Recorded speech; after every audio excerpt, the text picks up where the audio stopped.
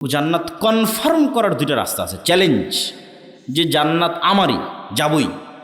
শুধু ইবাদত দিয়ে জান্নাত 100% কনফার্ম করা কঠিন।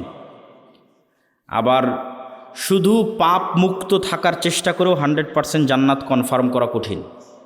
যেমন এখানে কেউ দাঁড়িয়ে বলা কঠিন যে আমি আমার জীবনে এক ওয়াক্ত সালাত কাজা করিনি, অথবা এটা দাঁড়িয়ে বলা খুব কঠিন যে আমি প্রত্যেক 5 ওয়াক্ত সালাতের শুরু থেকে শেষ পর্যন্ত শুধু আল্লাহর কথা স্মরণে রাখি, আর কারো কথা, দুনিয়ার কোনো কথা আমার মাথায় আসে না, এটা বলা কঠিন। তাহলে কেউ কিয়ামতের মাঠে দাঁড়িয়ে আল্লাহকে বলতে পারবে না যে আল্লাহ আমি এক ওয়াক্ত সালাত কাজা দিইনি, অথবা আমাকে জান্নাতে দিতেই হবে। এই চ্যালেঞ্জ দেওয়া কঠিন, জান্নাত দিতেই হবে। অথবা কেউ দাঁড়িয়ে বলবে যে আল্লাহ আমি একটাও গুনাহ করিনি, আমাকে জান্নাত দিতেই হবে, এটাও চ্যালেঞ্জ দেওয়া কঠিন। তাহলে জান্নাতে যাওয়ার জন্য আল্লাহর রহমতের ভিখারি, আল্লাহ ভালো মতো ইবাদত করতে পারিনি, অনেক গুনাহ করেছি, ক্ষমা করে দাও, আল্লাহ দয়া করলে এবার জান্নাত। তো তার আগে বুঝি যে টাকা দিয়ে জান্নাত কিভাবে কিনা যাবে। দুনিয়াতেই আল্লাহ সুবহানাহু ওয়া তাআলা অসংখ্য ইবাদতের কমতিতে টাকার জরিমানা দিয়ে মাফ করার ব্যবস্থা করেছেন, এবং অসংখ্য গুনাহের কাফফারায় টাকার জরিমানা দিয়ে মাফ করার ব্যবস্থা করেছেন দুনিয়াতে। মুহাম্মদ সাল্লাল্লাহু আলাইহি ওয়াসাল্লাম বললেন, কে আছে এমন যে এই কুয়া কিনে দিতে পারবে আল্লাহর সন্তুষ্টির জন্য, জান্নাত? উসমান ইবনে আফফান বলল, আমি আছি আল্লাহর নবী। অল্প কয়েকদিনের মধ্যে উসমান ইবনে আফফান, আব্দুর রহমান ইবনে আউফ, জুবাইর ইবনুল আওয়াম, এরা হচ্ছে কোটিপতি সাহাবি, মাল্টি বিলিয়নার সাহাবি। এরা রাসূল সাল্লাল্লাহু আলাইহি ওয়াসাল্লামের জীবদ্দশাতেই কোটিপতি হয়ে গেছিল। তো এরা যদি কোটিপতি না হতো তাহলে ওই মদিনার অর্থনীতির কন্ট্রোল কাদের হাতে থাকতো? ইহুদিদের হাতে। এখন কি সমস্যা হতো, খালি একটা উদাহরণ বলি। মদিনায় গিয়ে যখন প্রথম রাসূল সাল্লাল্লাহু আলাইহি ওয়াসাল্লাম মসজিদে নববী তৈরি করে, তখন মসজিদে নববীর সামনের কুয়ার মালিক ইহুদি। তো আসলে দান কেন করা উচিত, এটা অনেক সময় না জানার কারণে মানুষ দান করতে আগ্রহী হয় না, উৎসাহ পায় না। কেন দান করা উচিত? অর্থনৈতিক মুক্তি ছাড়া গোলামি বা দাসত্ব থেকে মুক্তি হয় না, যতক্ষণ অর্থনৈতিক মুক্তি না হয়। রাসূলুল্লাহ সাল্লাল্লাহু আলাইহি ওয়াসাল্লাম যখন প্রথম মক্কা থেকে হিজরত করে মদিনায় গেলেন, তখন মদিনার সকল অর্থনৈতিক লেনদেনের কেন্দ্র, কন্ট্রোল ইহুদিদের হাতে।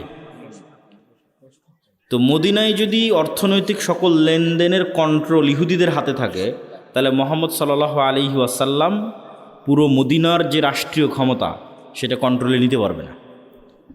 অর্থনৈতিক মুক্তি ছাড়া সম্ভব হয় না। এটা আমাদের চেয়ে রাসূল সাল্লাল্লাহু আলাইহি ওয়াসাল্লাম ভালো বুঝতেন।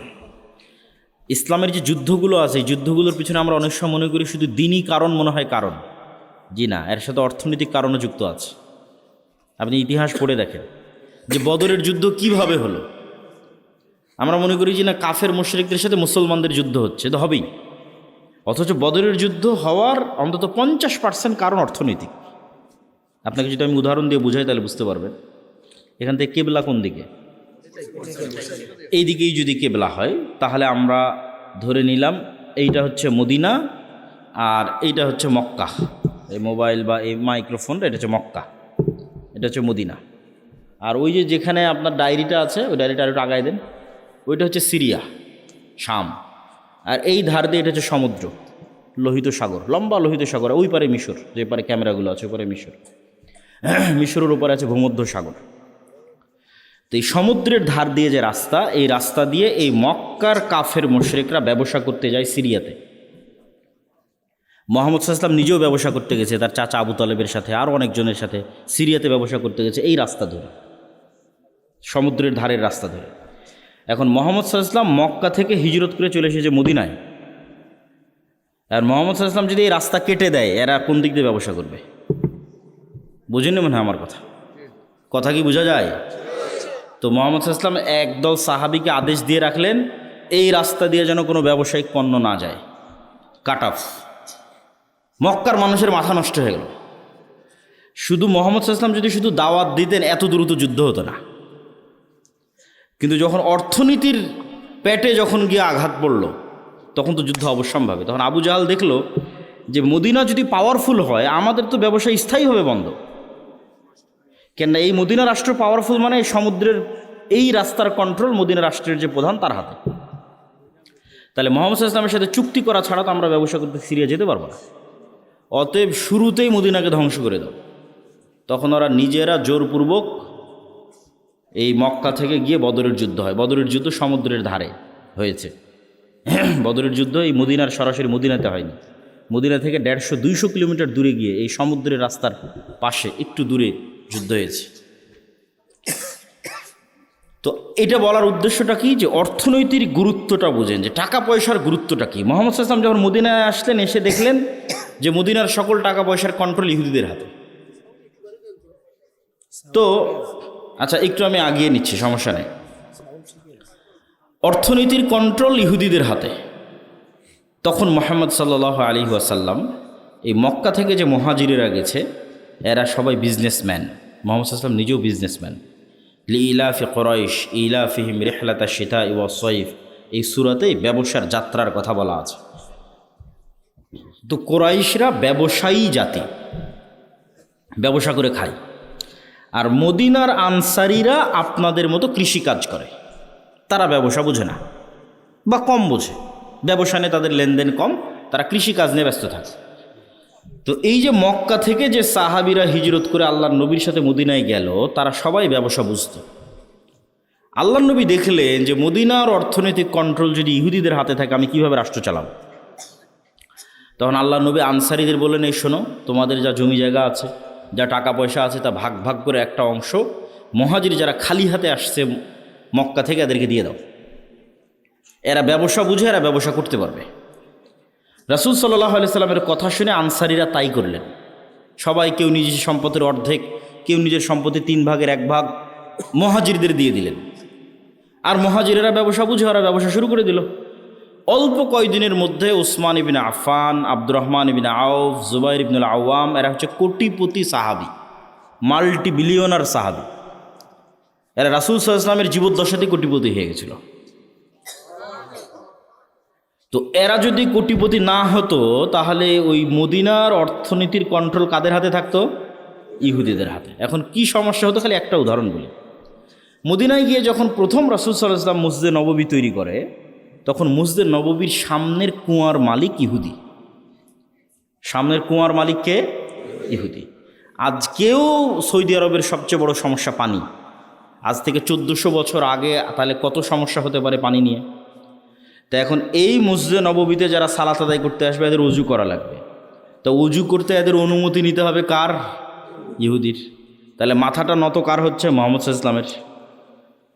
নত হচ্ছে না যে ইহুদি তোমার এখানে আমার উম্মত উজু করবে, একটু অনুমতি দাও। তাহলে অর্থনৈতিক মুক্তি ছাড়া মাথা উঁচু হয় না। মুহাম্মদ সাল্লাল্লাহু আলাইহি ওয়াসাল্লাম বললেন, কে আছে এমন যে এই কুয়া কিনে দিতে পারবে আল্লাহর সন্তুষ্টির জন্য? জান্নাত। উসমান ইবনে আফফান বলল, আমি আছি আল্লাহর নবী। আল্লাহু আকবার। তাহলে উনি যে ওনার টাকা দিয়ে মসজিদে নববীর সামনের কুয়াটা কিনে দিলেন, তাতে সম্মান কার রক্ষা হলো? মুহাম্মদ সাল্লাল্লাহু আলাইহি ওয়াসাল্লামের রক্ষা হলো, মাথা উঁচু থাকলো। এই জন্য অর্থনৈতিক মুক্তি ছাড়া কখনো গোলামি থেকে মুক্তি হয় না। উম্মতে মুহাম্মাদি কখনো চাকুরিজীবী জাতি ছিলই না। এই উপনিবেশের পর তারা শিখেছে চাকরি করতে হয়, যেটা আল্লামা ইকবালেরও সেম অ্যানালাইসিস, कि नहीं मकाम की खूगर तबीयत आज़ाद सैरे मिसाल नसीम पैदा कर हजार चश्मा फूटे तेरे संगे राह से खुदी में डूब के ज़रबे मूसा पाए ज़रबे कलीम पैदा कर। তো এই কবিতাটার অর্থ হচ্ছে, উনি বুঝাচ্ছেন যে মুসলমানেরা কখনো নির্দিষ্ট জায়গার মুখাপেক্ষী ছিল না। আপনি সব সাহাবীর জীবনী উঠিয়ে দেখেন যে সাহাবীদের 100%-এর 80% নিজ এলাকায় মারা যায়নি, 70%, 60% নিজ এলাকায় মারা যায়নি। ধরেন জন্ম হয়েছে মক্কায় অথবা মদিনায়, তারপরে ইসলামিক খেলাফতের রাষ্ট্রের সীমানা যত বাড়তে থেকেছে, কেউ দাওয়াত নিয়ে চলে গেছে মিশরে। যেমন আবদুল্লাহ ইবনে আমর ইবনে আস চলে গেছে মিশরে, আবদুল্লাহ বিন আব্বাস চলে গেছে মক্কায়, আবদুল্লাহ বিন মাসউদ চলে গেছে কুফায়। তাহলে যতদূর পর্যন্ত ইসলামী রাষ্ট্র বাড়তে থেকেছে, এরা কোরআন এবং হাদিসের দাওয়াত নিয়ে ততদূর পর্যন্ত যেতে থেকেছে। কেউ কখনো মনে করেনি যে না, আমাকে এখানেই থাকতে হবে। তো মরু যাযাবরেরা কখনো নির্দিষ্ট জায়গার মুখাপেক্ষী হয় না। আর মুসলমানেরা ব্যবসায়ী জাতি, যতদূর পর্যন্ত ইসলাম গেছে তার 50% যদি হয় যুদ্ধ, তো 50% ব্যবসা। যেমন মালয়েশিয়া, ইন্দোনেশিয়া, ব্রুনাই, এগুলোতে কোনো দিন যুদ্ধ হয়নি ইসলামের নামে। তাহলে ওরা ইসলাম গ্রহণ করলো কিভাবে? আরব ব্যবসায়ীরা ব্যবসা করতে করতে চলে গেছে মালয়েশিয়া, ব্যবসা করতে করতে চলে গেছে ইন্দোনেশিয়া, ব্যবসা করতে করতে চলে গেছে ব্রুনাই। ব্যবসা করতে গিয়ে সেখানে মানুষজন তাদের আচার আচরণ, সত্যবাদিতা, ন্যায়পরায়ণতা দেখে ইসলাম গ্রহণ করেছে, এলাকাকে এলাকা, এলাকাকে এলাকা। তো মুসলমানেরা ব্যবসায়ী জাতি। ব্যবসা ছাড়া টাকা ইনকাম করে আপনি দান করতে পারবেন না শান্তিমতো। আর জান্নাত, শুধু ইবাদত দিয়ে জান্নাত 100% কনফার্ম করা কঠিন। আবার শুধু পাপ মুক্ত থাকার চেষ্টা করেও 100% জান্নাত কনফার্ম করা কঠিন।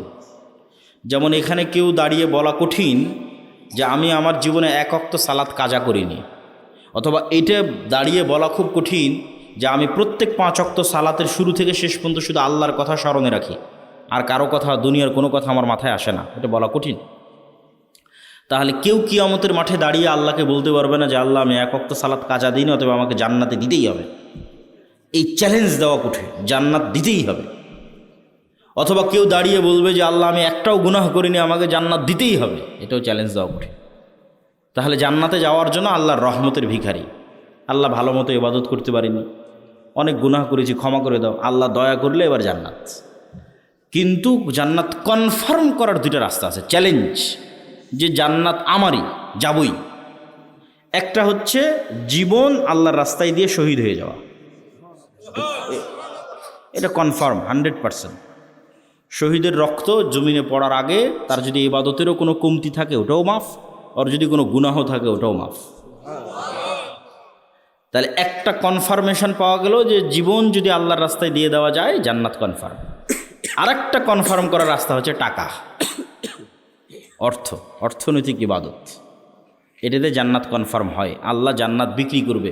ঠিক যেমন আপনাদের গাইবান্ধা শহরে, গোবিন্দগঞ্জ, সাঘাটা, বগুড়া, গুলশান, বনানী, দুবাই, এগুলোতে যেমন প্লট বিক্রি হয়, আপনি ফ্ল্যাট কিনেন, এরকম আল্লাহ সুবহানাহু ওয়া তাআলা জান্নাতের প্লট সেল করবে, বিক্রি করবে। কোরআন মাজিদে অ্যানাউন্স দেওয়া আছে, বিজনেস হিসেবে ঘোষণা দেওয়া আছে, বিক্রি হিসেবে ঘোষণা দেওয়া আছে।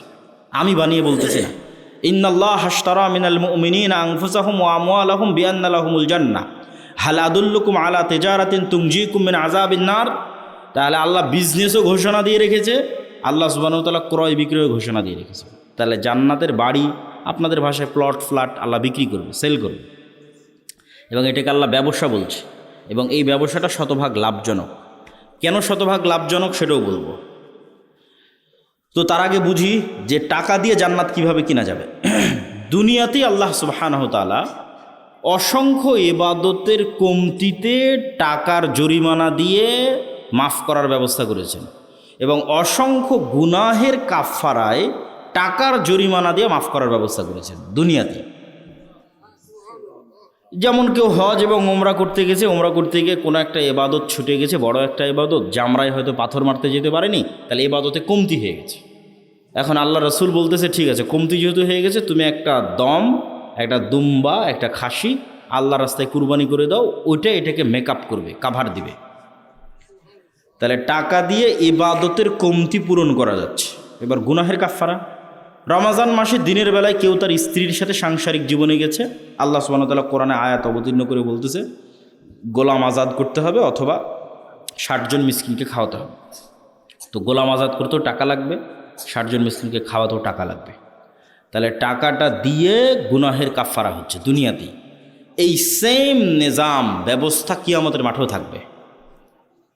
যেমন দুনিয়াতে আপনি অসুখ বিসুখ পড়ে গেলে ক্লিনিকে, মেডিকেলে নিয়ে গেলে টাকা পয়সার দরকার হয়, বিদেশে নিয়ে গেলে আরও দরকার, সিঙ্গাপুর, থাইল্যান্ড, ব্যাংকক নিয়ে গেলে আরও টাকা লাগবে। ছেলে মেয়েকে স্কুল, কলেজ, ইউনিভার্সিটিতে পড়াতে টাকা লাগবে, বিপদ আপদ, বিবাহ শাদী টাকা লাগে, কেস, কোর্ট কাচারি, মামলা মোকদ্দমা টাকা লাগে। এগুলো টাকা দিয়ে পার হওয়া যায়। একই ঘটনা কিয়ামতের মাঠে ঘটবে। কিন্তু সমস্যা হচ্ছে কিয়ামতের মাঠে নতুন করে টাকা অ্যারেঞ্জ করার কোনো সিস্টেম নাই। কিয়ামতের মাঠে কারো থেকে ধার নেওয়ারও কোনো সিস্টেম নাই। তাহলে কিয়ামতের মাঠে আমাকে এবং আপনাকে ধনী অবস্থায় উঠতে হবে, যে আজ কিয়ামতের মাঠে উঠেছি কোটি টাকার মালিক অবস্থায়। তাহলে বাঁচার রাস্তা আছে। ইবাদতের কমতিতেও ওই কোটি টাকা কাজে দিবে, গুনাহের কাফফারাতেও ওই কোটি টাকা কাজে দিবে। মানুষ যারা পাওনাদার আসবে, আল্লাহ আমার নামে গীবত করেছে, অপবাদ দিয়েছে, মিথ্যা বলেছে, এই সেই যা আছে, হক দেয়নি, যা আসবে সবগুলো কাভার দেওয়া যাবে, মেকআপ দেওয়া যাবে যদি ধনী অবস্থায় কিয়ামতের মাঠে ওঠেন। যেমন দুনিয়াতে আপনি ধনী থাকলে কাভার দিতে পারেন যে কোনো সমস্যা, কিয়ামতের মাঠেও যদি ধনী অবস্থায় ওঠেন কাভার দিতে পারবেন। কিন্তু কিয়ামতের মাঠে ধনী অবস্থায় ওঠার জন্য এখন থেকেই ব্যাংকে জমা করতে হবে, আল্লাহর ব্যাংকে, পরকালের ব্যাংকে এখন থেকে জমা করতে হবে। এবং আল্লাহ সুবহানাহু ওয়া তাআলার সাথে এই ব্যবসা কেন লাভজনক সেটাও বলি। আল্লাহ যে বলছেন তোমরা আমার সাথে ব্যবসা করো, এটা শতভাগ লাভজনক। কেন লাভজনক? আপনি যদি আজকে সাঘাটা বাজারে একটা জমি কিনেন, তাহলে জমিওয়ালা আপনার দেওয়া টাকা নিয়ে চলে যাবে, ওই টাকার উপর আপনার কোনো কন্ট্রোল থাকবে না, কোনো দখল থাকবে না, আর জমিটা আপনি তার থেকে বুঝিয়ে নেবেন। এখন আল্লাহ সুবহানাহু তাআলার জন্য আপনি পরকালের অ্যাকাউন্টে যে টাকা জমা দিবেন, ওই টাকা কি আল্লাহ নিয়ে চলে যাবে? ওই টাকা দিয়ে যদি আপনি মসজিদে একটা এসি বা একটা ফ্যান লাগান, ওই ফ্যানের বাতাস কে খাবে? আপনিই তো খাবেন। ওই টাকা তো আর আল্লাহ নিয়ে গেলেন, আর ফ্যানের বাতাসও আল্লাহ খাবে না। ধরেন আপনি টাকা দিয়ে একটা গরু জবাই দিলেন, ওই গরুর গোস্ত কে খাবে? আপনিই খাবেন না? ওই গরুর গোস্ত আল্লাহর কাছে চলে যাবে, আল্লাহ নিয়ে যাবে? আল্লাহ খাবারের মুখাপেক্ষী নয়। তাহলে আরেকজনের সাথে যখন লেনদেন হচ্ছে তখন টাকা কিন্তু চলে যাচ্ছে, আর আল্লাহর সাথে যখন লেনদেন হচ্ছে তখন ওই টাকা আমি ভোগ করতেছি, মাঝখান থেকে ফিরি ফাও আল্লাহ জান্নাত দিয়ে দিচ্ছে। তাহলে আল্লাহর সাথে ব্যবসায় কোনো লস আছে? কোনো লস নাই। ধরেন এই প্রতিষ্ঠানে আপনি দান করলেন, এই প্রতিষ্ঠানে দান করে এখানে পড়বে কে? আপনার ছেলে মেয়ে।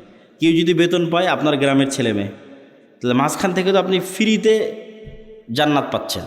টাকাটা তো দুনিয়াতেই থাকতেছে, দুনিয়ার মানুষই খাচ্ছে, আপনি আপনার আত্মীয় স্বজন পাড়া প্রতিবেশী তারাই খেয়ে শেষ করে দিচ্ছে। তো যাক, আমি বক্তব্যের শুরুতেই কথাগুলো বললাম যে আপনাদের মধ্যে যদি, এখন আমি জানি না যে এখানে কেউ স্বেচ্ছাসেবক পাঠিয়ে বৈঠকি দান সংগ্রহ করবে কি না, কিন্তু দান অর্থনৈতিক ইবাদত, অত্যন্ত শক্তিশালী একটি ইবাদত। যদি যায় তাহলে আপনারা সকলেই অংশগ্রহণ করার চেষ্টা করবেন। এই বলে আমি আমার এবং তোমাদের যারা মাদ্রাসা কর্তৃপক্ষ আছে তাদেরও যদি যাওয়ার সিস্টেম থাকে পাঠাতে পারো। এই কথা বলে আমরা আমাদের মূল বক্তব্যের দিকে এগিয়ে যাচ্ছি। আমাদের মূল বক্তব্য হচ্ছে গোলামি থেকে মুক্তির রাস্তা, এটাই বক্তব্যের আলোচ্য বিষয়। 5টা পয়েন্টে আমরা সংক্ষিপ্ত করে আলোচনা করব। ঈমান বিল গায়বে ইয়াকিন, আল্লাহ সুবহানাহু তাআলার সাহায্য ছাড়া বিজয় হয় না। আল্লাহর সাহায্য পাওয়ার জন্য আল্লাহ সুবহানাহু তাআলার ইবাদত করতে হয়, সৎ আমল। সৎ আমলের মধ্যে সালাত এবং জিকির সবচেয়ে পাওয়ারফুল। দুনিয়াতে নেতা হওয়ার জন্য জ্ঞান অর্জন এবং সত্যবাদিতা ও ন্যায়পরায়ণতার কোনো বিকল্প নাই। এই 5টা পয়েন্টে আমরা সংক্ষিপ্ত করে ব্যাখ্যা করব এবং বক্তব্যের শেষের দিকে চলে যাব। প্রথম দুইটা হচ্ছে ঈমান বিল গায়েবে ইয়াকিন। গায়েব মানে অদৃশ্য। আজকের যুগের মুসলমানদের সবচেয়ে বড় সমস্যা হচ্ছে আসলে প্রকৃত অর্থে মুসলমানদের ঈমানই নাই, ঈমান মজবুত নয়, গায়েবের উপর ঈমান নাই। কেন? আজকের দুনিয়া বেশি বাস্তববাদী, বেশি বস্তুবাদী, বেশি দুনিয়ামুখী। ফলত গায়েবের যে লজিক, যে সূত্র, এইটা কেউ বুঝেও না, কেউ জানতেও চায় না। কিন্তু গায়েবের কার্যকরণের সূত্র এবং লজিক সবচেয়ে পাওয়ারফুল। এগুলোর জ্ঞান এবং নলেজ কোরআন এবং হাদিসে আছে। যেমন কিছুক্ষণ আগে ধানের কথা বললাম, ওইটার সাথে একটা সূত্র দেখেন, A+B² মতো সূত্র, যে দুনিয়ার লজিকে আমি যদি ধরেন পকেটে আমার 1000 টাকা থাকে, তাহলে 1000 টাকা থেকে যদি আমি 500 টাকা দান করি, এই যে 1000 টাকা, এখান থেকে 500 টাকা যদি দেই আপনাকে, তাহলে 500 টাকা দুনিয়ার কাগজে কলমের হিসাবে কমে গেল। কিন্তু সাথে সাথে গায়েবের অদৃশ্য লজিকে প্লাস হয়ে গেল। এটা সূত্র, এটা গায়েবের সূত্র। এই প্লাসের প্রভাব 5 বছর পর দেখা যাবে, 10 বছর পর দেখা যাবে। ঠিক আমি একজনকে 1000 টাকা কর্জ দিলাম, তার সাথে 1100 টাকা সুদ হিসেবে নিলাম। দুনিয়ার হিসেবে 100 টাকা অতিরিক্ত দেখাচ্ছে, কিন্তু গায়েবের লজিকে ওখানে 100 টাকা কমে গেছে। কিন্তু ওই 100 টাকা যে কমে গেছে, এটার প্রভাব 5 বছর 10 বছর পর দেখা যাবে। এগুলো গায়েবের সূত্র। এই গায়েবের সূত্রগুলোর উপর, গায়েবের অস্তিত্ব এবং বাস্তবতার উপর মুসলমানদের ঈমান নাই। যেমন ফেরেশতা, ফেরেশতারা কোথায় যায়, কি করে, ঠিক আছে, আপনার বাড়িতে নূর আছে কিনা, আপনার বাড়িতে শয়তান আছে না ফেরেশতা আছে, আপনার কলবে নূর আছে কিনা, এগুলো সব গায়েব, এগুলো কিন্তু দেখা যায় না, এগুলো গায়েবের জগৎ। কিন্তু এই প্রত্যেকটার বর্ণনা কোরআন এবং হাদিসে আছে। ওইটার উপর আপনার ঈমানের মাত্রা কোন লেভেলে, সেটার উপর নির্ভর করবে আপনি গোলামি থেকে মুক্তি পাবেন কিনা। ঠিক গায়েবের আর একটা বড় অংশ হচ্ছে পরকাল, জান্নাত, জাহান্নাম, বারজাখি জীবন, এগুলো গায়েব। প্রত্যেক জগতের পরবর্তী জগতের কিছু আলামত পূর্বের জগতে থাকে। যেমন আমাদের পরের জগৎটা হচ্ছে বারজাখি জগৎ, তো বারজাখি জগতের কিছু চিহ্ন ওটা গায়েব, ওই গায়েবের জগতের কিছু চিহ্ন এই জগতে আছে। সেটা হচ্ছে ঘুম। প্রতিদিন আমরা একবার করে বারজাখি জগতে চলে যাই বা বারজাখি জগতের একটা স্বাদ নিয়ে আসি। মৃত্যুর পরবর্তী জীবনটাও এরকম, কিয়ামত হওয়ার আগ পর্যন্ত।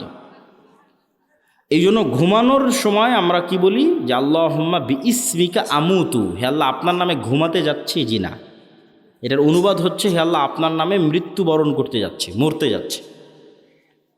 ঠিক পরের দিন সকালে যখন ঘুম থেকে উঠি তখন কিন্তু এটা বলা নাই যে আল্লাহ আপনার রহমত, আপনার দয়া, ঘুম থেকে উঠলাম। জি না, আহইয়ানা বাদামা আমাতানা, হে আল্লাহ মরে গেছিলাম, মরা থেকে বেঁচে উঠলাম। কি অনুবাদ দেখেছেন? দোয়ার অনুবাদ কি ভয়ঙ্কর, যে হে আল্লাহ মরে গেছিলাম, মরা থেকে সকালবেলা বেঁচে উঠলাম।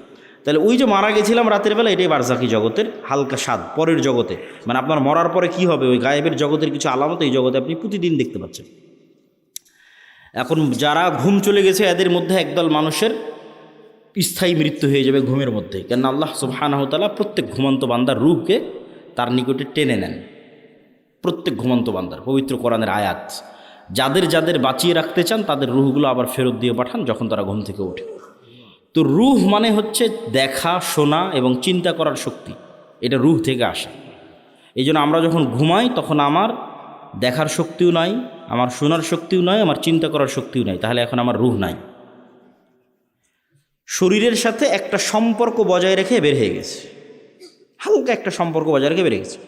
ওই সম্পর্কটা যদি আল্লাহ কাট করে দেয়, এটা স্পট ডেড, আর উঠতে পারবে না পরের দিন সকালে। কিন্তু রুহের প্রকৃত কাজ হচ্ছে দেখা, শোনা, চিন্তা করা, এটা রুহের প্রকৃত কাজ। ঘুমের সময় যখন এই কাজগুলো অফ হয়ে যায় তখন রুহ বের হয়ে যায়। ঠিক এবার বারজাকি জগতে যখন আপনি চলে গেছেন তখন পরের জগতের কিছু আলামত আপনি কবরের জগতে পাবেন।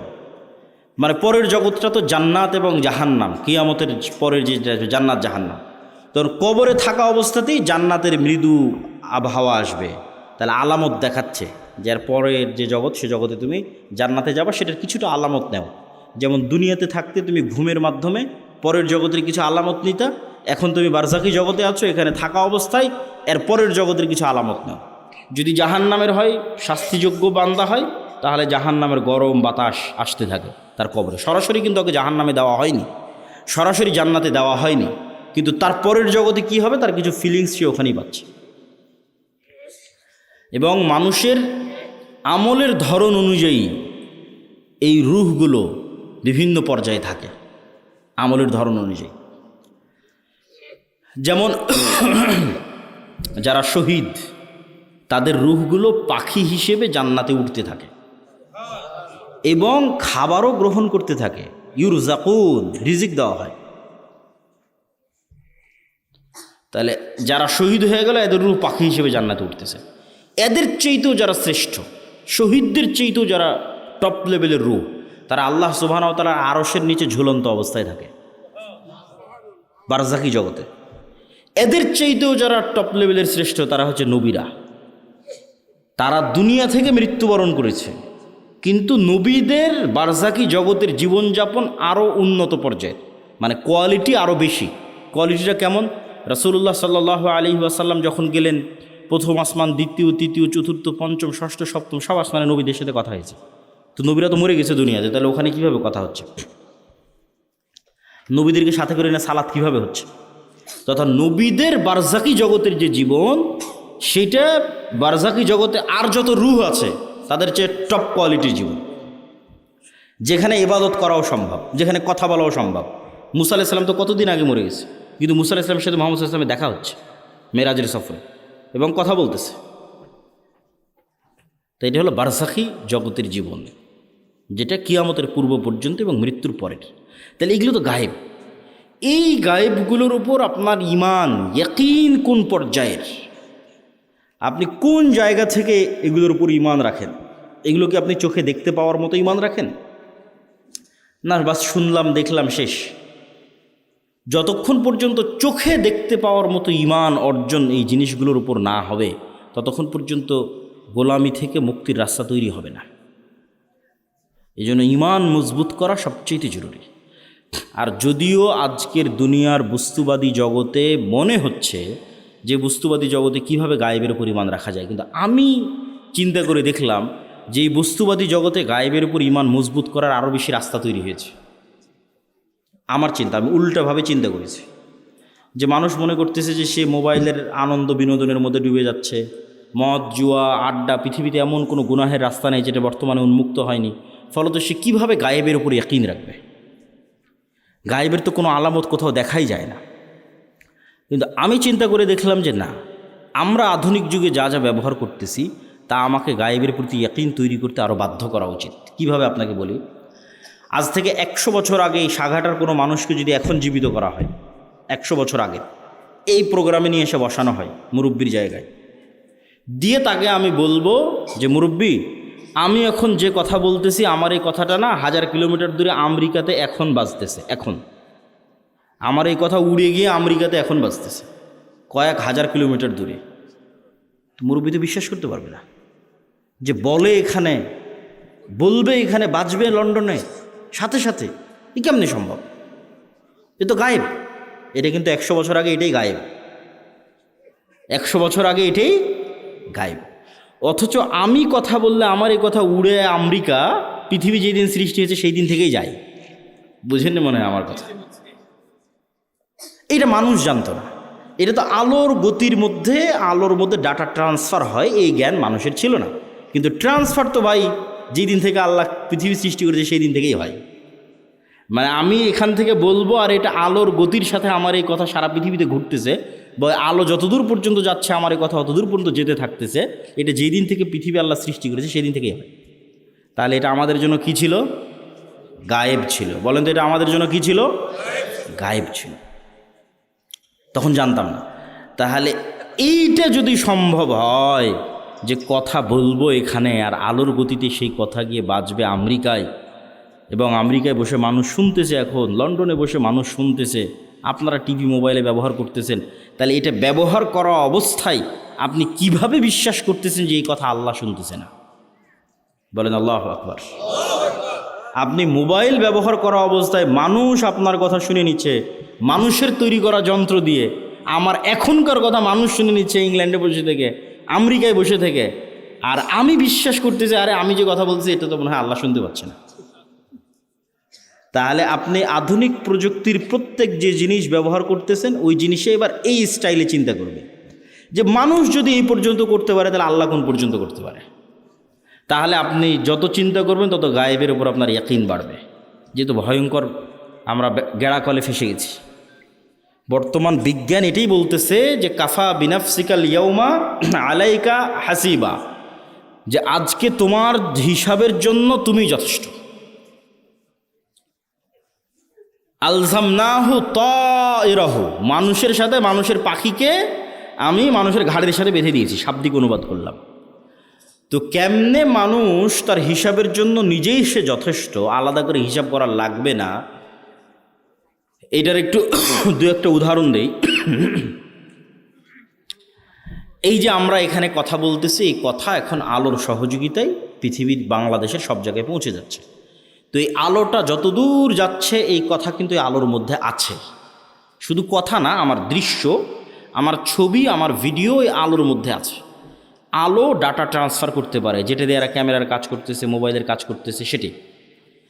তো এখন আমরা যদি পৃথিবীতে এমন একটা যন্ত্র আবিষ্কার করি যেটা আলোর চেয়ে বেশি জোরে দ্রুত চলে, এটা আবিষ্কার করা মানুষের পক্ষে সম্ভব নয়। কল্পনা করেন যে আমরা একটা অলৌকিক কার্যকলাপের মাধ্যমে একটা মেশিন তৈরি করলাম আলোর চেয়ে জোরে চলে, দিয়ে এখন আজ থেকে 15 বছর আগে চলে গেছি, আলোর চেয়ে বেশি গতিতে 15 বছর আগে চলে গেছে।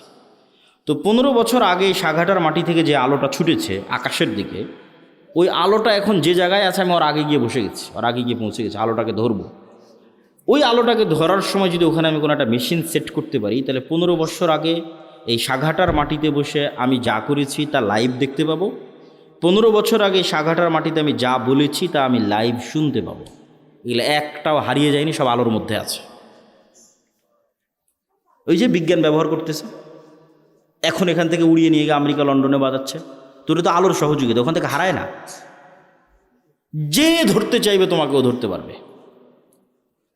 যে তুমি রাতের অন্ধকারেও যদি কিছু করে থাকো সেটাও আলোর মধ্যে ভেসে থেকে গেছে, ওটা ধরা যাবে। লাইভ বদরের যুদ্ধ দেখা সম্ভব। শুধু আলোর গতিতে 1500 বছর আগে চলে যেতে হবে, তাহলে বদরের যুদ্ধ লাইভ দেখা যাবে, ক্যামেরা দিয়ে আর মোবাইল দিয়ে। মোহাম্মদ সাল্লাল্লাহু আলাইহি ওয়াসাল্লামের হাদিস লাইভ শোনা যাবে, কিন্তু যাওয়া সম্ভব নয়, তাই যেতে পারতেছি না। কিন্তু তোমাদেরকে বুঝাচ্ছি যে আমরা তো বড় বিপদে আছি।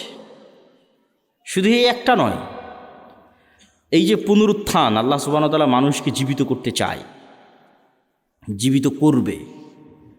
তো মানুষের ডিএনএ যদি এখনকার বিজ্ঞান 10,000 বছর আগে ধরো যে ডাইনোসর চলে গেছে, তার ডিএনএ যদি পাই, তাহলে ওর ক্লোন করে কাছাকাছি ওই মানের ওর ওই ডাইনোসরের কী ছিল না ছিল সব কিছু বের করে নিয়ে আসতে পারবে। তো মনে করো তুমি মাটির সাথে মিশে হারিয়ে গেছো, তোমার ওই যে হাড় আছে, ওইটা যদি বিজ্ঞানীরাই পায় আজ থেকে 20-50 বছর পর, ওখান থেকে যদি ডিএনএ বের করে নিয়ে আসতে পারে, হাড় বাদ দিলাম, তোমার চুলের 10 ভাগের 1 ভাগও যদি পাওয়া যায়, ওখান থেকে তোমার ডিএনএ যদি বের করা যায়, তাহলে ডিএনএ বের করলে তো যত দ্রুত এই সায়েন্স অগ্রগতি লাভ করতেছে, অদূর ভবিষ্যতে দেখবা যে তোমার ডিএনএ দিয়ে তোমার লিভার তৈরি করা যাচ্ছে, তোমার ডিএনএ দিয়ে তোমার কিডনি তৈরি করা যাচ্ছে, খালি রুহটা দিতে পারবে না। তাহলে বিজ্ঞানীরাই তোমাকে 10,000 বছর পর আবার বানাতে পারবে, খালি রুহটা দিতে পারবে না। তাহলে বিজ্ঞানীরাই যদি এই পর্যন্ত করতে পারে, তা আল্লাহ সুবহানাহু ওয়া তাআলা তোমাকে পুনরায় জীবিত করতে পারবে না? খুবই ভয়ঙ্কর। আল্লাহ সুবহানাহু ওয়া তাআলা অতি দ্রুত এবং অতি সহজে তোমাকে পুনরায় জীবিত করবে। এই জন্য মানুষের শরীরের সাথে মাটির প্রচণ্ড মিল আছে, প্রচণ্ড মিল আছে মানুষের শরীরের সাথে মাটির। আমরা যা খাবার খাই সব মাটি থেকে আসে, যা আমাদের পেটের মধ্যে ঢুকতেছে, এমন কোনো খাবার নাই যেটা তুমি মাটির সংস্পর্শ ছাড়া তৈরি করতে পারবা, আলোর সংস্পর্শ ছাড়া তৈরি করতে পারবা, পানির সংস্পর্শ ছাড়া তৈরি করতে পারবা, কিছু নাই। বলো কই আমি গরুর গোস্ত, তো গরু কি খায়? ঘাস খায়। ঘাস কোথায় হয়?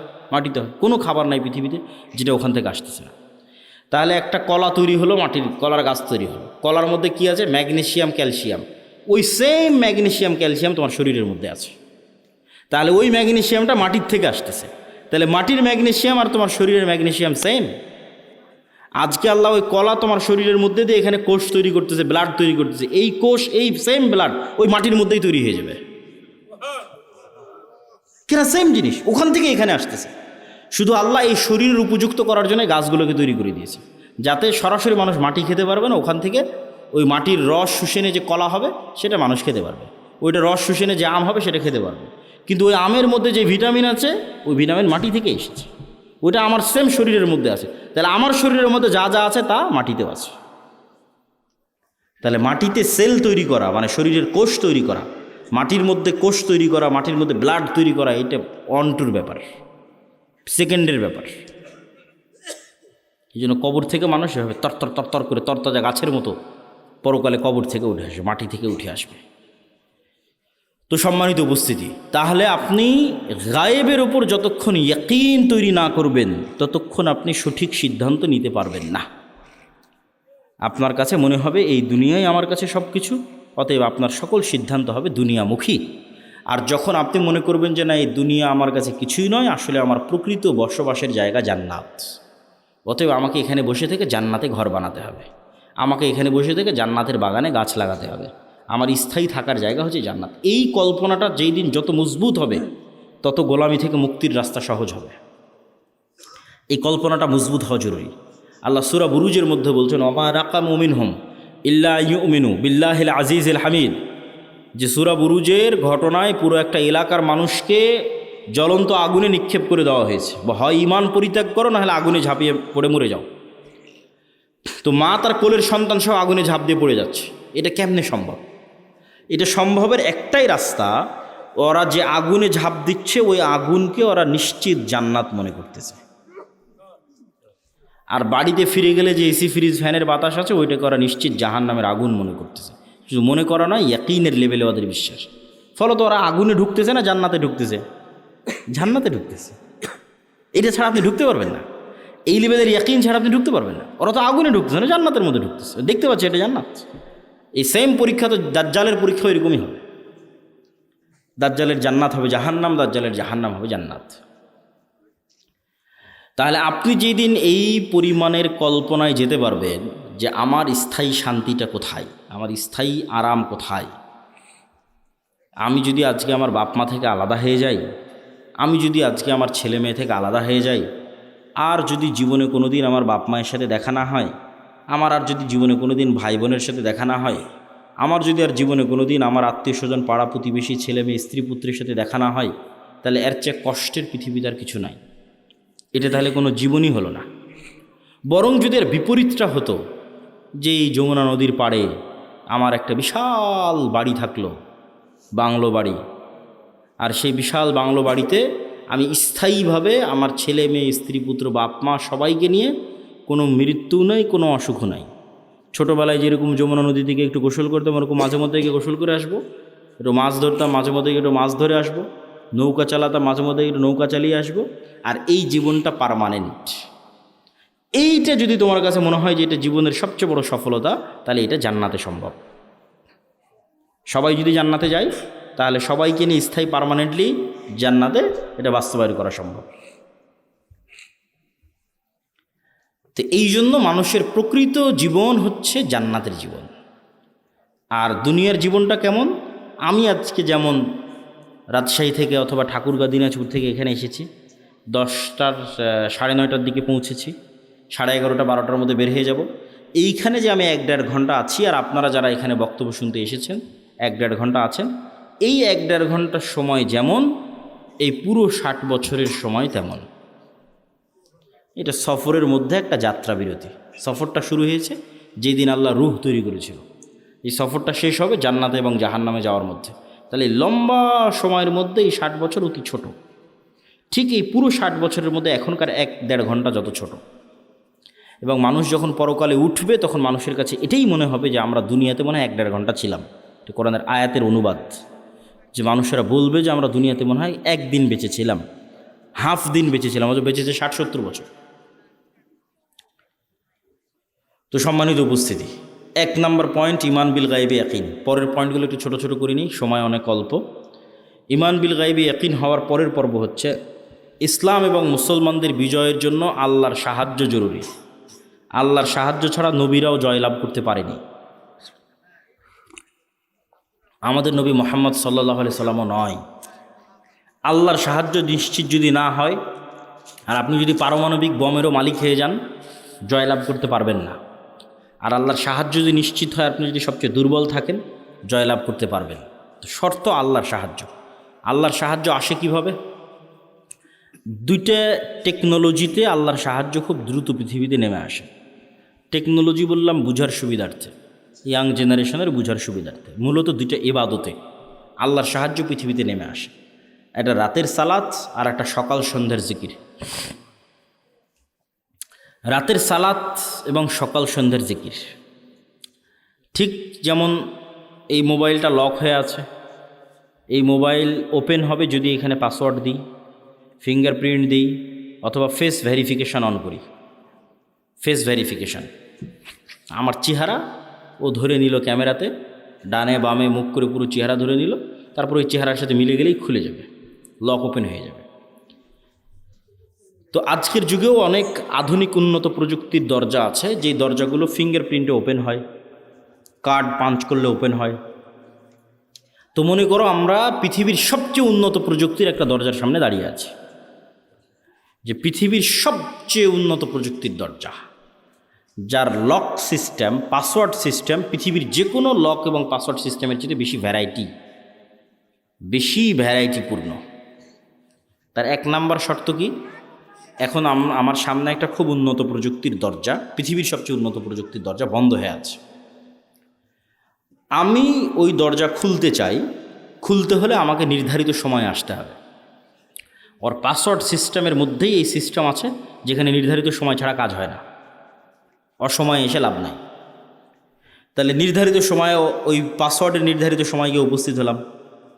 পাসওয়ার্ডের 2 নম্বর শর্ত হচ্ছে যে ওখানে কিছু পিকচার ইনস্টল দেওয়া আছে, যেই পিকচারের সাথে যদি আমার পিকচার মিলে যায়, যেখানে দেওয়া ফরম্যাটের সাথে যদি আমার ফরম্যাট মিলে যায়, তাহলে অ্যাকসেপ্ট করবে। আর একটা জিনিস তার সাথে যুক্ত করা আছে, প্রত্যেক ফরম্যাটে একটা সাউন্ড আছে, মানে প্রত্যেক ফরম্যাটে কিছু সাউন্ড ওখানে সেভ করা আছে যেটার সাথে আমার সাউন্ড মিলতে হবে, তাহলে দরজা উন্মুক্ত হবে।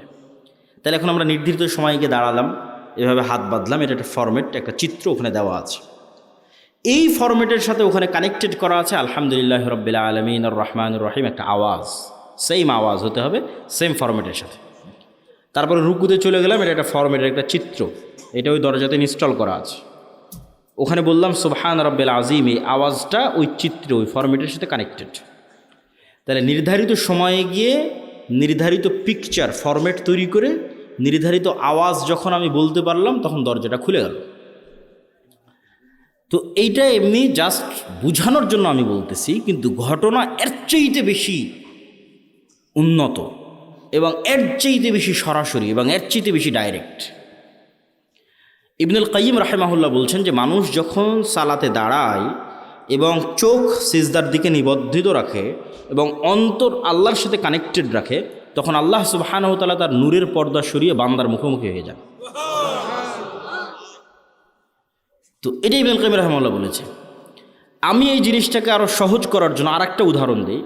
আমি যে উদাহরণ দেবো ওইটার মতো তা কিন্তু নয়, কিন্তু এটা তার চাইতে আরও কত উন্নত সেটা একমাত্র আল্লাহ সুবহানাহু ওয়া তাআলা জানেন। সেটা আমার পক্ষে বলাও সম্ভব নয়, জানাও সম্ভব নয়, কিন্তু বুঝানোর সুবিধার্থে বলতেছি। আমরা অনলাইনে ক্লাস করি না? অনলাইনে ক্লাস করার সময় টিচার আসলো, জুমে লগ ইন করলো, আমিও জুমে লগ ইন করলাম। তো জুমে লগ ইন করার পর আমি এবং আমার টিচার দুইজনই ক্লাসে অংশগ্রহণ করেছি।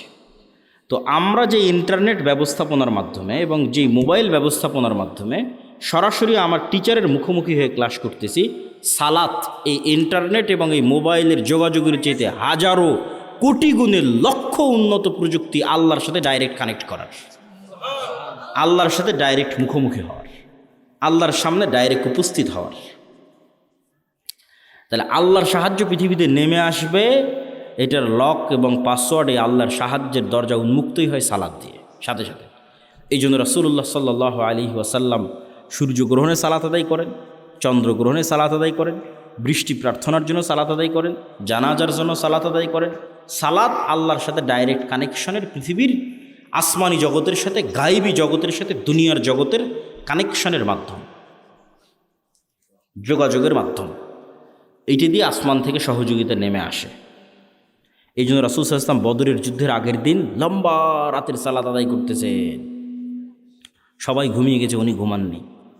আবু বকর রাদিয়াল্লাহু তাআলা আনহু ক্লান্ত হয়ে বলছেন, কাফা কা মুনাশাদাতাকা রাব্বাক, আরে আপনি নবী হয়ে এত বলা লাগে আল্লাহকে, এত লম্বা রাতের সালাত, এত লম্বা দোয়া।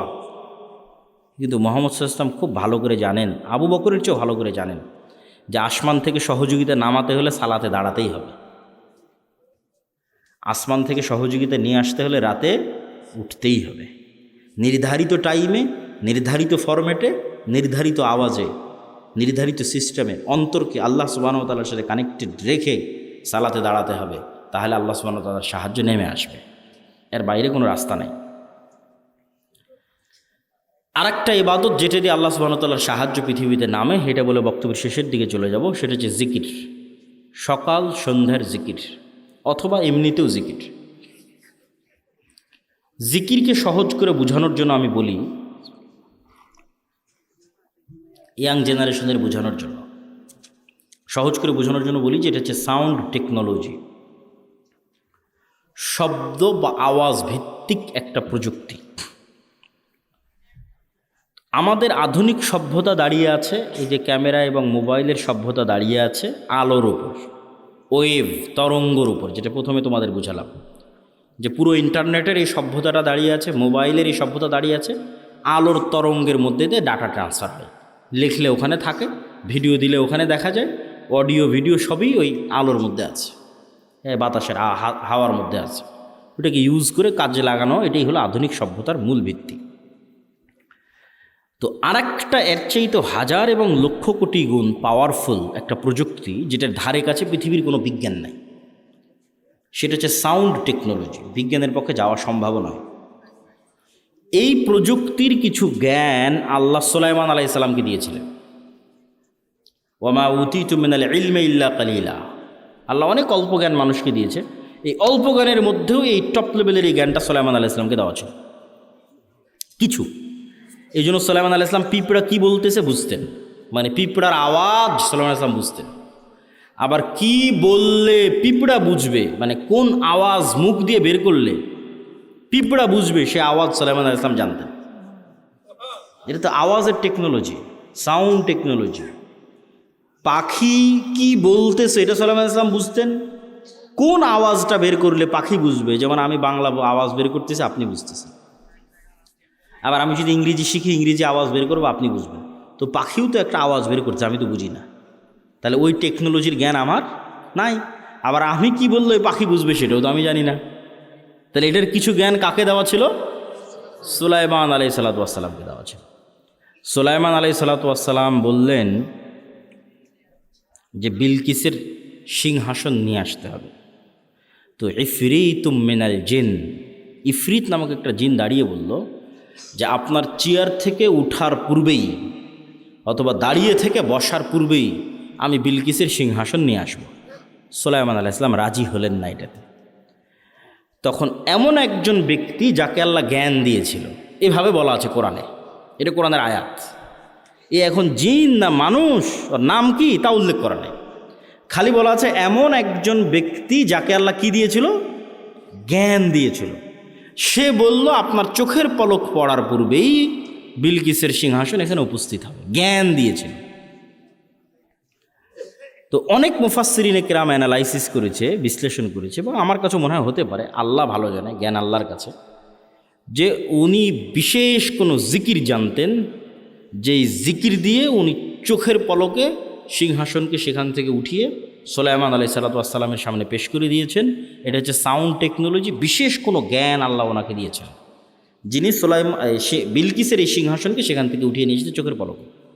কীভাবে আনা যাবে, কোন প্রযুক্তিতে আনা যাবে, এটার জ্ঞান আল্লাহ তাকে দিয়েছিল। কোরআনে বলা আছে এমন একজন ব্যক্তি যাকে আল্লাহ জ্ঞান দিয়েছেন। তো আওয়াজ যে খুবই পাওয়ারফুল, আওয়াজ যে খুবই শক্তিশালী, তার দুটো উদাহরণ দিই। এক, আল্লাহ কিয়ামত কায়েম করবে আওয়াজ দিয়ে। ইসরাফিলকে রেডি করা আছে, সামনে বাঁশি আছে, বাঁশিতে ফু দিবে, আওয়াজ তৈরি হবে, আওয়াজে আসমান জমিন ভেঙে যাবে, আওয়াজে পাহাড় আকাশে উঠতে থাকবে, আওয়াজে চন্দ্র সূর্য নক্ষত্র রাজি ভেঙে চূর্ণ বিচূর্ণ হয়ে যাবে। কিয়ামত কায়েম হবে আওয়াজে। গেল এক, উদাহরণ নাম্বার এক। উদাহরণ নাম্বার দুই, কিয়ামতের পূর্বে যখন সবাই মারা যাবে, সবার মৃত্যু হবে, আরশ বহনকারী ফেরেশতার মৃত্যু হবে, জিবরাইল, মালাকুল মউত, সবার মৃত্যু হবে। মৃত্যু হওয়ার পর শুনশান নীরব পৃথিবী। ওয়ায়াবকা ওয়াজহু রাব্বিকা যুল জালালি ওয়াল ইকরাম কুল্লু মান আলাইহা ফান, সব শেষ হয়ে গেছে, শুধু মহান আল্লাহ রব্বুল আলামিন, রব্বুল ইজ্জাত, তিনি আছেন। কতদিন এভাবে থাকবে রব্বুল ইজ্জাত জানে, রব্বুল আলামিন জানে। তারপরে উনি যখন পৃথিবীর সব মানুষকে কিয়ামত কায়েম করতে চাইবেন, তখন ইসরাফিলকে জীবিত করে আবার ওই বাঁশিতে ফু দিতে বলবেন, সেখান থেকে একটা আওয়াজ তৈরি হবে, আওয়াজে দুনিয়ার সব মানুষ কবর থেকে উঠে কিয়ামতের মাঠের দিকে উলঙ্গ অবস্থায় দৌড়াতে থাকবে। তাহলে আওয়াজ কত পাওয়ারফুল, আওয়াজের ধরন কত পাওয়ারফুল হতে পারে যে আওয়াজে সব মানুষ জীবিত হয়ে যাবে, আওয়াজে আসমান জমিন ধ্বংস হয়ে যাবে। আওয়াজ যে শক্তিশালী, শব্দ যে শক্তিশালী, বাক্য যে শক্তিশালী, সাউন্ড যে শক্তিশালী, এর আরেকটা উদাহরণ দিয়ে এই পর্বের আলোচনা শেষ করি। আল্লাহ সুবহানাহু ওয়া তাআলা বলছেন, ইউসাব্বিহু লিল্লাহি মা ফিস সামাওয়াতি ওয়া মা ফিল আরজ। এটা গায়েবের নিউজ, গায়েবে এটা চলতেছে, আমরা জানি না, আল্লাহ নিজে সংবাদ দিচ্ছে। সেটা কি? আসমান জমিন এবং তার মধ্যে যা কিছু আছে, এই টিস্যু হোক, আর এই পিরিচের প্লেট হোক, আর এই পোস্টার হোক, আর এই গায়ের জামা হোক, আর প্যান্ডেল হোক, আর এই মাইক হোক আর মোবাইল হোক, এরা 24 ঘন্টা আল্লাহর তাসবিহ পাঠ করতেছে। আল্লাহু আকবার। আসমান এবং জমিনের মধ্যে যা কিছু আছে, কীট পতঙ্গ, পঙ্গপাল, জীব জন্তু, জানোয়ার সব আল্লাহর তাসবিহ পাঠ করতেছে 24 ঘন্টা। তাহলে 24 ঘন্টা আল্লাহ তাসবিহ পাঠ করতেছে মানে আওয়াজ বের হচ্ছে। নিশ্চিত থাকেন এগুলো থেকে আওয়াজ বের হচ্ছে, এগুলো থেকে আওয়াজ বের হচ্ছে। এবং এরা শুধু আওয়াজ বের করে না, এরা আওয়াজ বুঝে এবং শোনে। রাসূল সাল্লাল্লাহু আলাইহি ওয়াসাল্লাম বলতেছে, এই কে হইচই করে, কি সমস্যা? এত গুরুত্বপূর্ণ আলোচনা হচ্ছে, তার মধ্যে সমস্যা করলে হয়? এই পিরিচ আওয়াজ শুধু বের করতেছে না, আওয়াজ শোনে। রাসূল সাল্লাল্লাহু আলাইহি ওয়াসাল্লাম বলতেছে, মুয়াজ্জিন যখন আজান দেয়, যতদূর পর্যন্ত তার আওয়াজ যায়, প্রত্যেকটা জীব জন্তু, জড়বস্তু, জড় পদার্থ, কীট পতঙ্গ, পঙ্গপাল, ধূলিকণা, বালিকণা সব ওই আওয়াজ বুঝে কিয়ামতের মাঠে সাক্ষী দিবে। আল্লাহু আকবার। তাহলে আওয়াজের উপরেই সব দাঁড়িয়ে আছে। এরা 24 ঘন্টা তাসবিহও পাঠ করতেছে, আবার আপনি তাসবিহ পড়লে এরা বুঝতেও পারতেছে। আপনি সুবহানাল্লাহ বলবেন, এ বোঝে সুবহানাল্লাহ। আলহামদুলিল্লাহ বলবেন, এ বোঝে আলহামদুলিল্লাহ। আল্লাহু আকবার বলবেন, এ বোঝে আল্লাহু আকবার। এই জন্য জিকির খুবই পাওয়ারফুল। আর এই জন্য আল্লাহ সুবহানাহু ওয়া তাআলা উম্মতে মুহাম্মাদিকে যেই নিয়ামতটা দিয়েছেন, এটা পৃথিবীর সবচেয়ে শক্তিশালী। মুসা আলাইহি সালাতু ওয়াসসালামের লাঠি এবং ঈসা আলাইহিস সালাতু ওয়াসসালাম যে জীবিতকে মৃত করতেন আর অন্ধকে চক্ষুষ্মান করতেন, টাক মাথায় হাত দিলে চুল গজিয়ে যেত, এগুলো সবগুলোর চেয়ে পাওয়ারফুল হচ্ছে কোরআন। কেন মুসা আলাইহিস সালামের লাঠির চেয়ে তো পাওয়ারফুল? কেন এই কোরআন সরাসরি আল্লাহর নিজের আওয়াজ। বলেন আল্লাহু আকবার।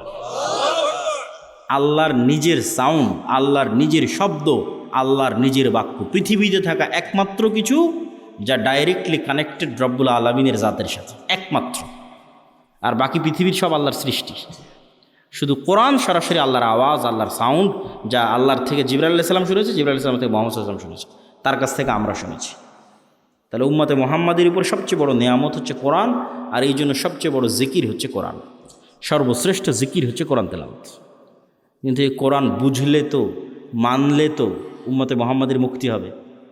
কেউ বুঝেও না, কেউ মানেও না, হাফেজ হয়ে শেষ, তাহলে তো হবে না।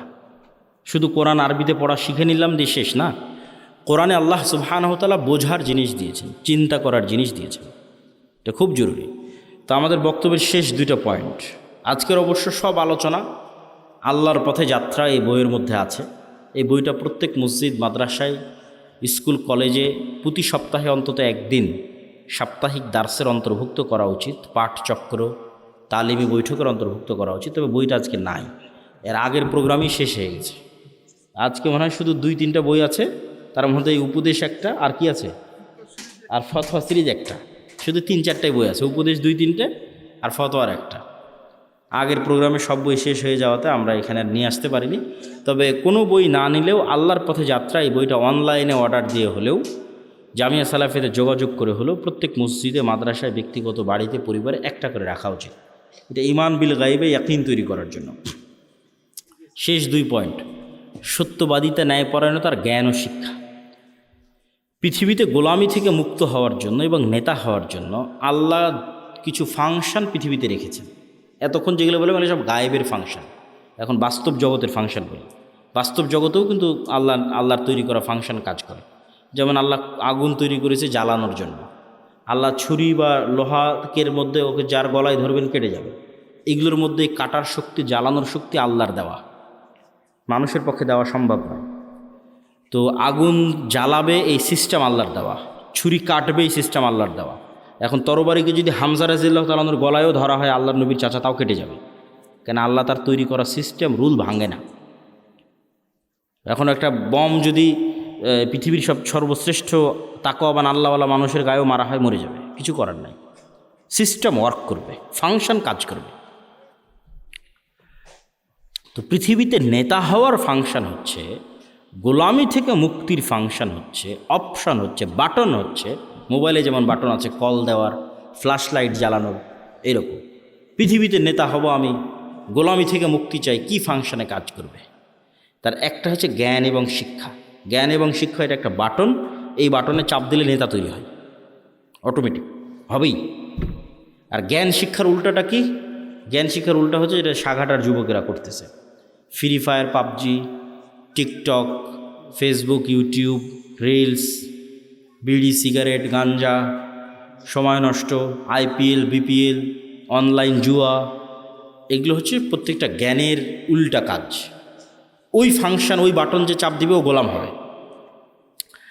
এখন পৃথিবীতে যদি আমেরিকা এবং ইউরোপের এবং ইসরায়েলের ইহুদিরা জ্ঞান অর্জন করে আর সাঘাটার যুবকেরা যদি এগুলো করে, তো আল্লাহ সুবহানাহু ওয়া তাআলা কখনোই তার রুলস ব্রেক করে, তার সিস্টেম ব্রেক করে এসে বলবে না, এই ইহুদিরা, খ্রিস্টানেরা তোরা থাম, তোরা তো অনেক জ্ঞান অর্জন করতেছিস, তোদেরকে নেতা হতে দেওয়া যাবে না। আমার সাঘাটার কিছু মুসলমান জুয়াখোর, মদখোর আছে, ওদেরকে নেতা বানাবো। হবে নাকি? হ্যাঁ, হবে না। তাহলে সাঘাটার যারা জুয়াখোর, মদখোর আছে, এরা গোলাম হবে। এই ফাংশনের উপরই পৃথিবী দাঁড় করানো আছে। আর ও যদি ইহুদিও হয়েও জ্ঞান অর্জন করে, ও কী হবে? জোরে বলেন না, কি হবে? আরও জোরে বলেন, কি হবে? নেতা হবে। তাহলে গোলামির জিঞ্জির আমাদের হাতে এবং পায়ে আমরাই বাঁধতেছি। জ্ঞান বিমুখ হওয়ার মাধ্যমে আমাদের হাতে এবং পায়ে গোলামির জিঞ্জির আমরাই বাঁধতেছি। গোলামির জিঞ্জির খুলতে হবে নিজেকে, জ্ঞান অর্জন করতে হবে। জ্ঞান এবং শিক্ষা ছাড়া গোলামি থেকে মুক্তির কোনো রাস্তা নাই। 2 নম্বর আর একটা বাটন হচ্ছে ন্যায়পরায়ণতা এবং সত্যবাদিতা। আর এর উল্টা বাটনটা হচ্ছে 2 নম্বরই রাস্তা, ধোঁকাবাজির রাস্তা, দুর্নীতির রাস্তা, মিথ্যার রাস্তা। তাহলে এই 2 নম্বর, মিথ্যা, দুর্নীতি, ধোঁকাবাজি, এটা হচ্ছে গোলামির রাস্তা। সত্যবাদিতার, ন্যায়পরায়ণতা, এটা হচ্ছে নেতা হওয়ার রাস্তা। তাহলে তোমাদের 300 আসনের যে এমপিরা আছে, এরা সবাই গণতান্ত্রিক সিস্টেমের মধ্যে লবি, লিয়াজু, ধোঁকা, টাকা পয়সা, লেনদেন, এই গোলামির রাস্তার মধ্যে দিয়ে তারা নেতা হচ্ছে। তাহলে এই গোলামির কালচারের মধ্যে দিয়ে যারা এমপি হচ্ছে, এরা নেতা না গোলাম? এত আস্তে বললে হবে? নেতা না গোলাম? গোলাম। নেতা নয়। আপনি মনে করছেন নেতা, কিন্তু নেতা নয়। কেন নেতা নয় সেটাও বলে দিই। যে এই 2 নম্বরই রাস্তার কালচারের মধ্যে দিয়ে এমপি হচ্ছে, মিনিস্টার হচ্ছে, প্রাইম মিনিস্টার হচ্ছে, ওকে কালকে ভারত আর আমেরিকা টাকা দিয়ে কিনে নিতে পারবে। ওকে বলবে যে বাংলাদেশে যা দুর্নীতি করার লাগে করো, সব টাকা পাচার করে আমার দেশে পাঠাও, জনগণ যখন ধরে মার দিবে আমার দেশে চলে আসি। তাহলে ও নেতা না গোলাম? গোলাম। তাহলে ততক্ষণ নেতা হওয়া যায় না যতক্ষণ শতভাগ সত্যবাদী, ন্যায়পরায়ণ না হওয়া যায়। আর কোন রাস্তা নাই পৃথিবীতে নেতা হওয়ার। ওসি, ডিসি, এসপি, মন্ত্রী, মিনিস্টার, এসিল্যান্ড, সাব রেজিস্ট্রার, মাদ্রাসার শিক্ষক, প্রধান শিক্ষক, আলেম, ওলামা, হুজুর, ইসলামী দল, সংগঠন, সবার মধ্যে বাহ্যিক ইসলাম আছে। বেশিরভাগের মধ্যে 50% হয়তো সালাত আদায় করে, 60-70% হয়তো উমরা করে। কিন্তু এই চেয়ারটাতে যখন বসতেছে, তখন চেয়ারের আমানত আর রক্ষা করে না। তখন 2 নম্বরই রাস্তা অবলম্বন করে, ঘুষ, সুদ, দুর্নীতি, টাকা পয়সা সবগুলোর মধ্যে ঢুকে পড়ে। তাহলে সে আসলে বুঝেইনি ইসলাম কি, সে আসলে মোনাফিক। সে কি? মোনাফিক। এটা রাসূল সাল্লাল্লাহু আলাইহি ওয়াসাল্লামের হাদিস যে সে মোনাফিক। এখন আপনারা সাঘাটার মানুষ কেমনে পরীক্ষা করবেন যে আপনি নেতা হওয়ার যোগ্য না যোগ্য না? জ্ঞান আর শিক্ষার পরীক্ষা তো এমনি করতে পারবেন, জ্ঞান অর্জন শিক্ষার সাথে আছেন কিনা। ন্যায়পরায়ণতা, সত্যবাদিতার পরীক্ষা কেমনে করবেন? আপনারা যদি আপনাদের পিতার সম্পত্তিতে নিজ নিজ বোনকে ন্যায়ের সাথে, ইনসাফের সাথে তার যে সম্পত্তি পাওয়ার হক সেটা দিয়ে থাকেন, তাহলে আপনার মধ্যে নেতা হওয়ার গুণ বিরাজমান আছে। আর যদি না দিয়ে থাকেন, যমুনার চরেরটা বোনকে, আর যেটা বেশি দামি, রাস্তার পাশে উঁচু, সেটা নিজে, ভিটা বাড়ি নিজের, আর যেটাতে আবাদি হয় না, ডুবে থাকে 6 মাস, সেটা বোনের, অথবা দেনইনি বোনকে, তাহলে আপনার মধ্যে গোলামির স্বভাব বিরাজমান আছে। আপনিও গোলাম, আপনার পরবর্তী 14 পুরুষ পর্যন্ত গোলাম থাকবে। এবং আপনাকে যদি আমি আজকে বাংলাদেশের প্রধানমন্ত্রী বানিয়ে দিই, আপনি গত 16 বছরের চেয়ে বেশি দুর্নীতি করবেন। তাহলে এই যতক্ষণ পর্যন্ত নিজ নিজ জায়গা থেকে সবাই সত্যবাদী এবং ন্যায়পরায়ণ না হয়ে, যত মতো বুঝেই নি ইসলাম কি, ওদের নিজেকেই ধোকা দিচ্ছে। মনে করছে আরে আমি হজ করলাম, ওমরা করলাম, সালাত আদায় করলাম, মসজিদ মাদ্রাসায় দান করলাম, বিশেষ অতিথি প্রধান অতিথি হয়ে বসে আছি, আর কি? সব মুনাফিক।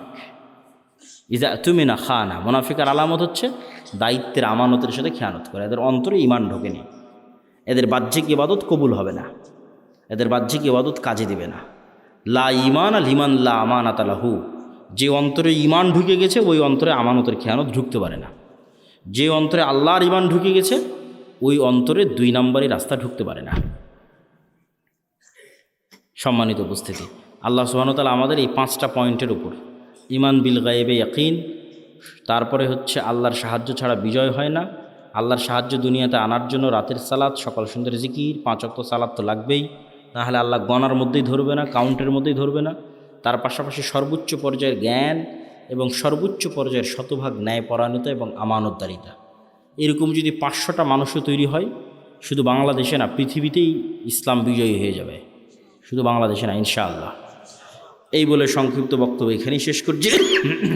সুবহানাকা আল্লাহুম্মা ওয়া বিহামদিকা আশহাদু আল্লা ইলাহা ইল্লা। আচ্ছা, কিছু প্রশ্ন আছে, আমি এগুলো দলের নাম ধরে কোনো প্রশ্নের উত্তর দেওয়া পছন্দ করি না। যমজ বাচ্চার জন্য আলাদা আলাদা খাসি জবাই না করে একটা গরু জবাই করলে কি আকিকা হবে? হবে না। আমি বিবাহ করার সময় 1 টাকাও নেব না, মোহরানার টাকা আমার সামর্থ্য অনুযায়ী করতে পারবো কি? কিন্তু মেয়ের পরিবার তাদের ইচ্ছাই করে, এমতো অবস্থায় আমার করণীয় কি? মেয়ের পরিবারকে বুঝিয়ে একটা মাঝামাঝি রাস্তা অবলম্বন করবা, একবারে বেশিও না একবারে কমও না। জুমার সালাতের পর মাহফিলের পরে বিবাহ পড়ানোর পরে যেসব হুজুর মোনাজাত করে ওইসব হুজুরের কি হবে? আবার কি হুজুর জানে এসব বেদাত? ও কেন তাও কেন মোনাজাত করে? এই মোনাজাতের ফতোয়া দিতে দিতে আমার আব্বার জীবন পার হয়ে গেছে, আমি আর কত ফতোয়া দিই?